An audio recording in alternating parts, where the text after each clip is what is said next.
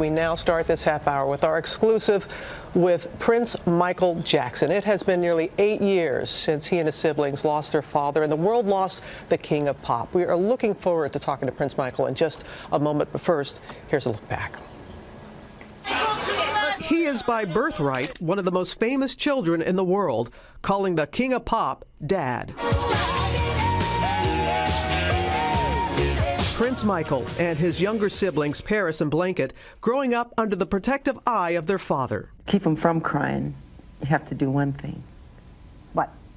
I have to stand in front of him and dance. Really? Yes, and he stops crying. Those precious family moments coming to an end for Prince Michael and his siblings on June 25th, 2009. There are reports that the singer and pop culture icon Michael Jackson has died. A childhood rocked. Millions watched as Michael's children honored their father at the 2010 Grammys. We will continue to spread his message and help the world. After their father's death, I had the opportunity to meet Prince and his family. Fast forward 6 years, and after that sheltered childhood, at 20, Prince Michael is coming into his own, trying out acting. I don't know about you, but I'm freaking out. Running through the city with the bad boys. Now stepping behind the camera as a producer. For Prince Michael, the real nod to his father's legacy is his foundation, Heal LA, helping the underserved in his community, a dream he shared with me when he was younger. So what would you like to do, your work with the board? I guess continue what our dad was doing, like helping children from across the world.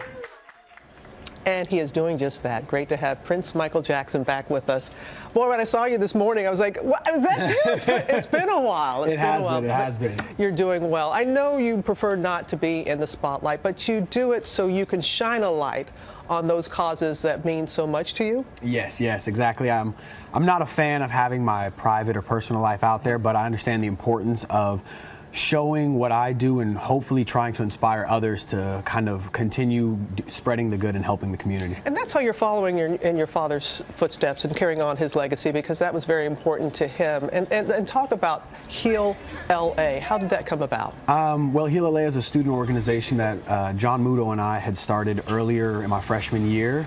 It is inspired from Heal the World. We primarily focus on child abuse, homelessness, and hunger in Los Angeles area.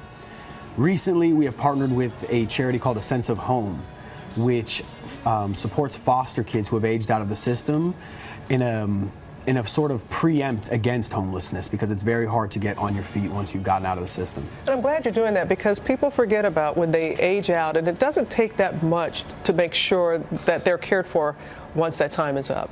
Yeah, it's very, excuse me, it's people don't understand how the little things can add up and really make a big difference in someone's life. So I have a great team. John, the president, he's on it. He knows the little things that can make somebody's, just the everyday things that make somebody's life better. So you're busy with that, and you also have your production company, King's Son Production. Yes. How did you come up with that name? Well, I mean, it's obvious because my father was the king of pop, and King's Son Productions has this mantra where a title is earned but a name is given. So I was born as Prince, and that was the name my dad had given to me, but my dad had earned the epithet King of Pop, and that's through hard work and years of training and everything that he worked so hard to get. So it's a form of motivation, because my name is Prince, but for all intents and purposes, I am the king's son and working to get my own epithet. That works well together like that. And you put out your first video for a good friend of yours called Automatic, and you learned that your dad made videos look easy. They're not so easy, are they? No, after doing Automatic, I had done some research, which I should have probably done before. Right. But I had found out that my dad's music video, Scream, was actually one of the most expensive music videos to make. Adjusted for inflation, of course, but I take a lot of my inspiration from that as well, with the long form of storytelling in music videos, because music is an art, it's a story, it's something that should come from your heart, and having an accompanying visual really can tell the story. I will not ask you. Everyone says, oh, what was your dad's favorite song? That's very difficult, but you do have a favorite video, I hear. Yes.